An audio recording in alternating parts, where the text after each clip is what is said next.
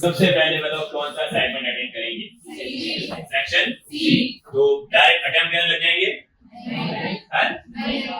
Select करेंगे, choose करेंगे questions को। सभी क्वेश्चंस को आईज के थ्रू पढ़ना है, फास्ट मोड के ऊपर। और जो क्वेश्चन आपको लग रहा है कि आप वाले डोमेन से आया, मतलब जो मैं पढ़ के आया हूं वही वाला, उस क्वेश्चन को अपन सेलेक्ट करेंगे। वहां पे लिखा होगा मार्क एंड रिव्यू का, तो आपको सबसे पहले सिर्फ मार्क एंड रिव्यू करना है। स्टार्टिंग है 15 minutes, only mark and review, और किसी पे फोकस नहीं करेंगे।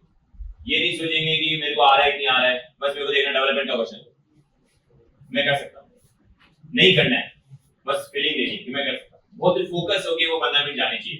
उस टाइम में तुमको लग रहा है नीचे आसपास कोई है, क्योंकि सबसे इंपॉर्टेंट है चूज करना, सारे क्वेश्चन नहीं करने। जाते बच्चे पहला स्टेप बहुत ही ब्लेंडर तरीके से करते हैं, अब उनका सिलेक्शन नहीं हो सकता, क्योंकि उनको ये नहीं पता कि कौन कौन से क्वेश्चन आए थे, कौन से नहीं आए थे। हमेशा सिंपल क्वेश्चन होते हैं पेपर के अंदर, लेकिन वो छुपे हुए होते हैं, तो नहीं दिखाई देंगे तुमको, आपको ढूंढना ही पड़ेगा क्वेश्चन पेपर में से। तो सबसे सही क्वेश्चन को मार्क एंड रिव्यू करेंगे।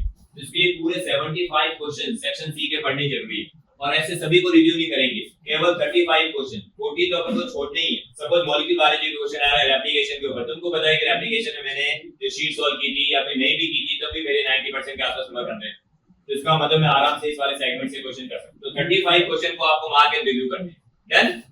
मार्क और रिव्यू करने के बाद में अब हम सेक्शन सी से स्टार्ट करेंगे। पहले 1 आवर के अंदर सेक्शन सी पूरा हो जाना चाहिए। फिर जैसे 1 आवर पूरा होता है, उसमें लिखा होगा रिमेनिंग 2 आवर्स। अब पेपर को छोड़ दो, सेक्शन सी को ए और बी पे फोकस करेंगे फास्ट मोड पे, क्योंकि आप सेक्शन सी को बहुत अच्छा टाइम दे चुके हो, प्लस आपने मार्क एंड रिव्यू भी कर लिया, पूरा सिलेबस आपकी आंखों के सामने से जा चुका है। अब आपके लिए बहुत इजी हो जाएगा नेक्स्ट क्वेश्चन को अटेम्प्ट करने ए और बी को, क्योंकि एक एक लाइन का क्वेश्चन आता है, नहीं आता छोड़ो, नहीं आता छोड़ो, करना आ रहा नहीं आ रहा छोड़ा, नहीं कर लिया, ठीक है। अब पूरा 1 आवर और बचेगा, वापस से आएंगे, और रिव्यू हटाना जरूरी है।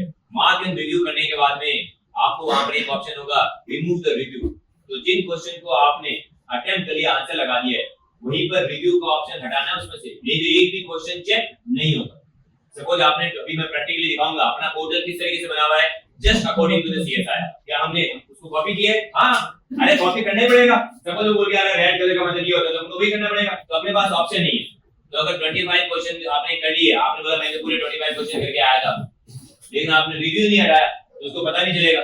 मतलब इसको अभी भी आपने उसको बोल रखा है कि मैंने आंसर 2 लगा दिया है, बट ये क्वेश्चन रिव्यू में है। तो सीएसआई बोला रिव्यू में ना, हां यू आर नॉट श्योर नहीं, तो इसका मतलब तुमने सबमिट ही नहीं किया। तो वहां पर रिव्यू हटाना जरूरी है। तो फिर मार्क आ जाएगा आंसर, तो आपके पोर्टल के अंदर पूरा आएगा मार्क एंड रिव्यू, नेक्स्ट नीचे आएगा आंसर कितने कर दिए। तो मार्क एंड रिव्यू 35 है। तो पहला क्वेश्चन आपने अटेम्प्ट किया, रिव्यू हटा दिया और उसको आंसर लगा दिया, तो फिर वापस वो आंसर का नंबर बढ़ता जाए। देखने जा रहे हैं, सबसे पहले हमने क्वेश्चन को पढ़ा अमीनो एसिड कंडीशन और propensity of forming alpha helix. मैंने देखा मेरे को पढ़ाया हुआ है, लेकिन फिर मैंने देखा pH12 पॉलीलाइसिन चेन, मेरे को आज तक मैंने नाम ही नहीं सुना, मैं मार्क करूंगा ही नहीं, मैं तो नेक्स्ट क्वेश्चन जाऊंगा यहां से। फिर मैंने देखा some of the factor statement regarding enzyme glycolysis, हां ठीक है मैं कर सकता हूं।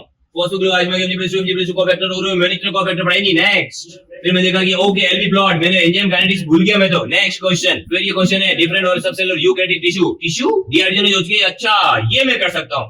तो फिर मैंने इसको यहाँ पे मार्क को रिव्यू कर दिया। फिर मैंने क्वेश्चन नंबर 5 देखा, question number 5 the positive phi angle और थाई मतलब थाई एंगल ओके एलिमेंट एसिड के लिए मेरे को ये पढ़ाया गया है, तो मैंने मार्क को रिव्यू कर दिया। ये इक्वल 5 कॉन्स्टिट्यूट, अच्छा ट्रिपल, और ये तो मेरा पढ़ा हुआ है, मार्क को रिव्यू।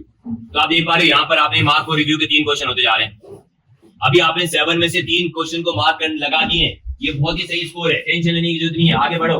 क्वेश्चन नंबर नेक्स्ट, और अभी काइनेज, हां स्पिंडल फाइबर चेक पॉइंट मुझे बताया गया था, फॉस्फोराइलेट का था, बिल्कुल ये सही है, ये सही है, ये हो गया मार्क को रिव्यू, ये हो गया मार्क को रिव्यू। फिर अपन नेक्स्ट क्वेश्चन में जाएंगे, नेक्स्ट क्वेश्चन में देखेंगे, देखो consider the correct match all the different members of the family, okay ओ पैरालोगस, और मेरे को नहीं पढ़ाया गया, नहीं मैं कर सकता हूं, मेरे को पढ़ाया गया पैरालोगस, या मार्क को रिव्यू, यस।